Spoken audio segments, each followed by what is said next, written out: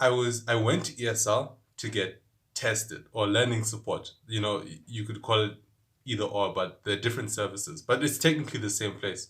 I went there to get tested, and I was just like upset. Like I was pissed at like Miss Campbell. I didn't want to talk to her. Well, I didn't say that I didn't want to talk to her, but I was just in disbelief. So I really did not care like about going and getting tested. So I would like miss the tests like all the time. And I was so lucky that Miss Monroe was like the best. Like she just decided like, okay, I get it. Like this poor guy, like he might find out that he has dyslexia, which later she figures out that I do have dyslexia, like beyond a doubt. And she's just like really patient with me, and she's like, okay, fine. Like I missed that thing like like over like double digits, guys. It was really bad. And eventually like I do all the tests, and like she is like ridiculously nice. Like I don't know, usually the staff at learning support is like really nice. Like Miss Mika or Miss Vaslega, sorry. Yeah, she was the best. All these ladies are like really nice. And after I finished my testing with this specifically, I think her name was Miss Monroe. She was Australian. She's gone now.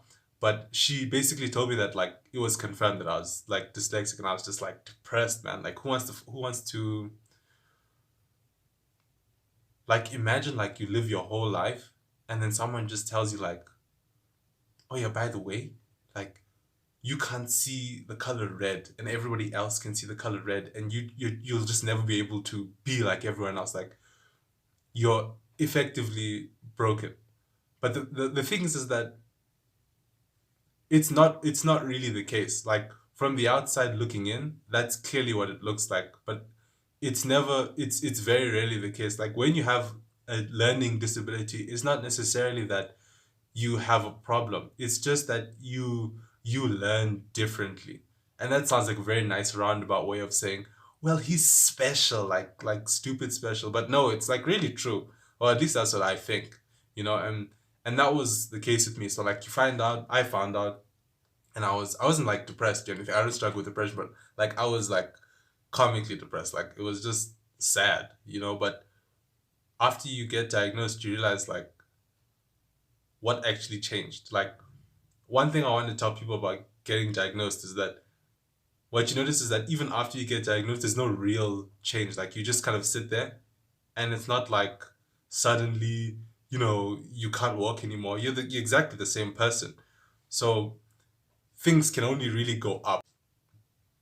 Now, after I got diagnosed and everything, and I accepted it and realized nothing really had changed, and they'd given me all the motivational speeches like, oh, Einstein was dyslexic, I started going to all the lessons. Like, usually they reserve a period for you, or they take a free period from you in IB, which feels kind of painful, but it's okay. Um, and they start helping you. For me, the specific case was like I was like really old. I was like 16, so there's not much you can do for a 16-year-old that still says, that still spells you're wrong, or switches they're there and they're there. So there wasn't much they could do for me. They could just give me advice and tell me, stop writing sentences this long. Like nobody write sentences this long, like. And I found it like really suckish and frustrating. Like I would really make the teacher angry. Like sometimes I would just walk in, sit down, and pretend to care. Like and she could clearly tell I was pretending to care. And eventually I just came to grips with it, and I was just like, okay, well, extra time is quite nice, and all this extra help isn't all that bad. Like, why am I complaining so much? So if I could choose to do the whole process all over again, ultimately, guys, I just recommend, just get the extra help if you need it. Like, come on, there's no pride here. I mean, this is your grades and your future on the line, so just do it. And it's like extra time. Like, who's gonna say no to extra time? So thanks for listening, guys.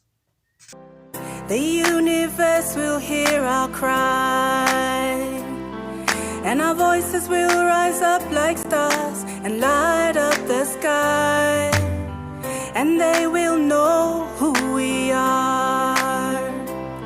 And when they ask us where we're coming from, this is our reply: we're from many nations, to the land of Mosutunya. We are global citizens from all around the world. Here today, this time, this moment,